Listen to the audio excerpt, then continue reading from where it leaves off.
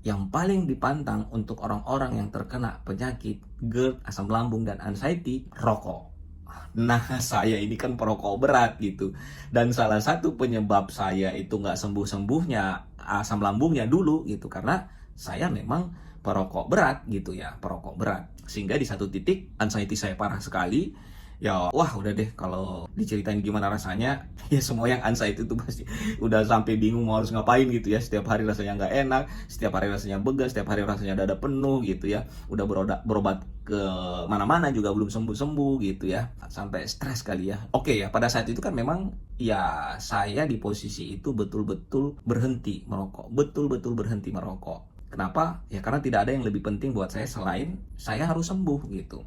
Karena banyak sekali motivasi-motivasi saya yang mengharuskan saya itu harus sembuh gitu ya. Jadi saya baru-betul stop merokok, berhenti ngerokok. Nah, sampai akhirnya sekarang nih kalau Anda mungkin lihat dari cerita-cerita VT-VT saya sekarang ngerokok lumayan nih sehari sebungkus sehari gitu.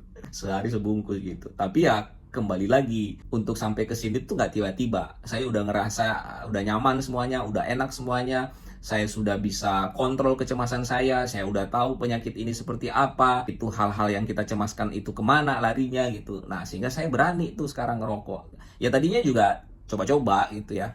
Saya pernah berhenti merokok itu lumayan tuh, saya tahunan berhenti merokok sampai akhirnya ya mulai coba-coba satu dua sekarang udah ngerokok lagi. Nah, yang saya mau cerita di sini bukan saya suruh Anda merokok. Jangan, kalau udah berhenti ya berhenti aja gitu ya. Karena nggak bagus juga buat kesehatan gitu.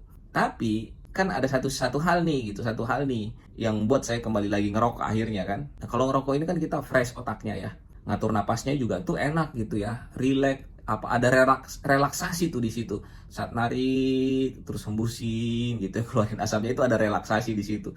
Nah, saya pikir ini cukup bantu gitu ya untuk bantu saya healing ya, pemikirannya lebih fresh, lebih tenang dengan ngerokok. Nah, satu sisi itu bantu dari sisi pemikiran gitu. Tapi asam lambungnya gimana? Iya pasti bermasalah kalau masih lagi tinggi-tingginya asam lambung atau masih lagi baru-baru sembuh gitu. Kalau bisa jangan dulu gitu kan. Nah, kenapa saya bisa sekarang seperti ini ya? Karena saya tidak khawatir lagi kalau asam lambung saya kambuh. Kalau asam lambung saya kambuh ya saya ya berpikirnya seperti sama aja saya kena sariawan gitu ya, atau misalnya saya jatuh terus terkilir butuh disembuhin 2-3 hari lukanya gitu kan. Ya saya juga gitu, kalau asam lambung saya naik saya mikirnya sederhana itu, waduh naik nih asam lambung, ya udah saya obatin, kebetulan saya punya herbal Cina, saya minum 2-3 hari, proses penyembuhan ya udah normal lagi gitu.